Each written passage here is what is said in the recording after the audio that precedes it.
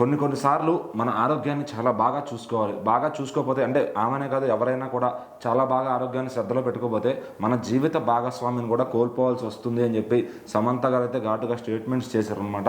అసలు ఎందుకు ఆవిడ దేన్ని ఉద్దేశించి ఒకవేళ చైతు గారిని ఉద్దేశించే చేశారని కొంతమంది, సో ఆవిడ ఆరోగ్యం బాగాలేకే కొంతమంది ఇట్లా విడిపోయారని కొంతమంది చెప్తున్నారు. మరి అసలు ఏంటి దానిలో మొత్తానికి ఈ మధ్య కాలంలో సమంత ఏ ఒక్క మాట చెప్పినప్పటికీ కూడా అది చాలా మటుకు ట్రెండింగ్ అవడం, వైరల్ అవడం జరుగుతుంది. ఎందుకంటే రీసెంట్ గానే తండ్రి సినిమాకి సంబంధించిన ప్రమోషన్స్ లో కూడా నాగ చైతన్య మాట్లాడినప్పుడు, వాళ్ళ విడాకుల గురించి మాట్లాడినప్పుడు ఆ మాటలు కూడా చాలా వైరల్ అయ్యాయి. కాబట్టి సో వీళ్ళిద్దరు గతంలో భార్య భర్తలు అయినప్పటికీ ప్రజెంట్ విడిపోయి అక్కడ ఆయన రెండో పెళ్లి కూడా చేసుకున్నారు. సో మొత్తానికి సమంత మాత్రం రీసెంట్ గా ఇచ్చిన ఒక ఇంటర్వ్యూలో మాత్రం ఈ కొన్ని వర్డ్స్ మాత్రం చెప్పింది. సో మొత్తానికి ఈ వర్డ్స్ విన్న తర్వాత ప్రతి ఒక్కరు కూడా నాగ చైతన్యను ఉద్దేశించే సమంత మాట్లాడిందని క్లియర్ గా చెప్తున్నారు. ఎందుకంటే తను చెప్పింది కూడా క్లియర్ గా భాగస్వామి అని కూడా మెన్షన్ చేసింది.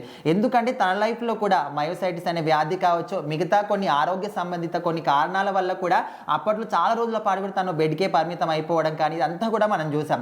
అయితే తను రీసెంట్గా ఇప్పుడు ఇంటర్వ్యూలో ఏం మాట్లాడిందంటే, మనము మన ఆరోగ్యం మీద శ్రద్ధ వహించకపోతే, మన ఆరోగ్యంతో పాటు మన ఆరోగ్యాన్ని ఏ విధంగా కోల్పోతామో, మన జీవితంలో ఉన్న ఒక ముఖ్యమైన వ్యక్తి, అది భాగస్వామి కావచ్చు ఇంకెవరైనా కావచ్చు, వాళ్ళని కూడా దూరం చేసుకోవాల్సి ఉంటుంది. మానసికంగా అదేవిధంగా ఫిజికల్గా కూడా మనం ఆరోగ్యంగా లేకపోతే మన భాగస్వామికి నచ్చినట్టుగా వాళ్ళకు మనం ఏ విధంగా అయితే మనం కోరుకుంటారో ఆ విధంగా కూడా మనం ఉండలేకపోతాం.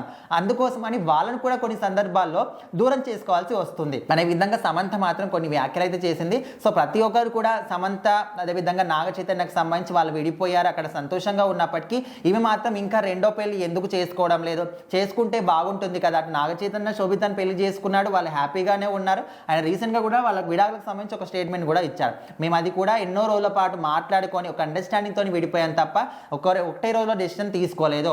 దాన్ని ఒక కామెడీగా తీసుకొని ట్రెండింగ్గా తీసుకొని రోజు ఏదో ఒక విధంగా మాట్లాడుతున్నారు. అండ్ ఎదుటి వాళ్ళ మీద పెట్టే శ్రద్ధ మీ మీద మీరు పెట్టుకుంటే బాగుంటుంది ఆయన కూడా చెప్పాడు. సో మొత్తానికైతే సమంత నాగ చైతన్యను ఉద్దేశించే మాట్లాడిందా, లేకపోతే అందరినీ ఉద్దేశించి మాట్లాడిందా, లేకపోతే తనకు ప్రైవసీగా మాట్లాడుకుందా, ఏదైనా కావచ్చు. తనైతే ఈ విధంగా చెప్పింది, మీ ఆరోగ్యం మీద కూడా శ్రద్ధ వహించండి.